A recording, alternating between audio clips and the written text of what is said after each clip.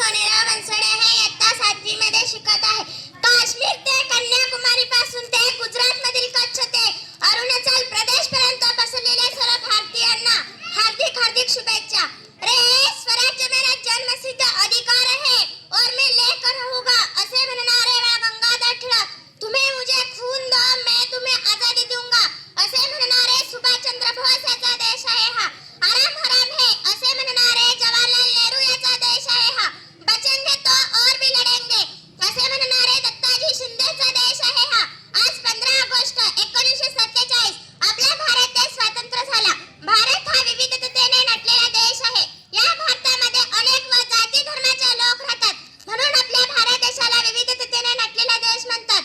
आपल्या देशाला स्वातंत्र्य कोणत्या एका व्यक्तीमुळे, एका थोर महापुरुषामुळे आपला देश स्वतंत्र झालेला नाही.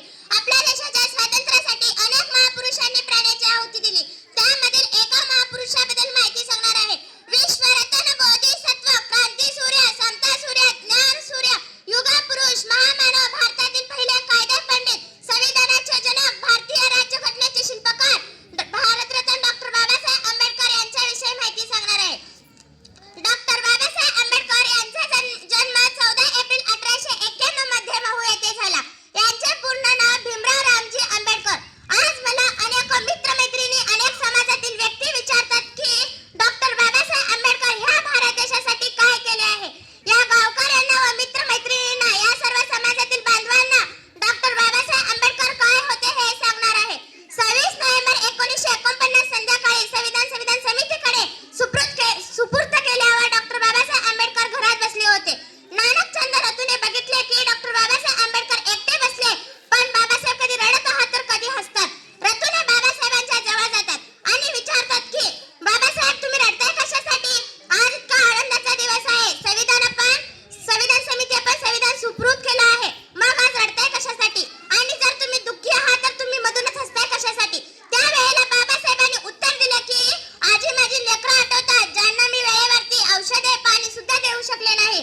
त्यामुळे माझी 4 लेकरं रमेश, इंदू, गंगाधर, राजरत्न ही अकाली गेली.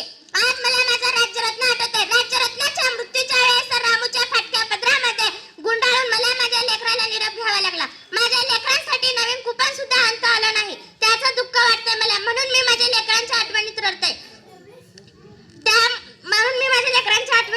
डॉक्टर रतूने बाबासाहेबांच्या जवळ जातात आणि विचारतात की बाबासाहेब तुमचं दुःख समजू शकतो, पण जर तुम्ही लेकरांच्या आठवणीत रडताय तर हसताय कशासाठी? त्यावेळेला डॉक्टर बाबासाहेब आंबेडकरांनी उत्तर दिले की राज्यरत्नाच्या मृत्यूच्या वेळेस रामूच्या फाटक्या पदरामध्ये गुंडाळून मला माझ्या लेकराला निरोप घ्यावा लागला. पण या भारतात जन्माला येणाऱ्या प्रत्येक राज्यरत्नाला सुटाबुटात जगता यावी याची साईन भारतीय संविधान करून ठेवली आहे, म्हणून मी हसते. मेरे भीम ने पेन उठाई इस देश का संविधान बन गया. मेरे भीम ने पेन उठाई इस देश का संविधान बन गया. इस संविधान की ताकत तो देखो यारो. चाय बेचने वाला आदमी इस देश का पंतप्रधान बन गया, पंतप्रधान बन गया. रुतबा मेरे सर को तेरे संविधान से मिला है. रुतबा मेरे सर को तेरे संविधान से मिला है. ये अधिकार भी मुझे तेरे संविधान से मिला है. और को जो मिला है शायद मुकंदर से मिला है. हमको तो मुकंदर भी बाबासाहेब से मिला है. माझ्या रक्ताच्या थेंबाथेंबामध्ये शिवछत्रपतीचा स्वाभिमान आहे.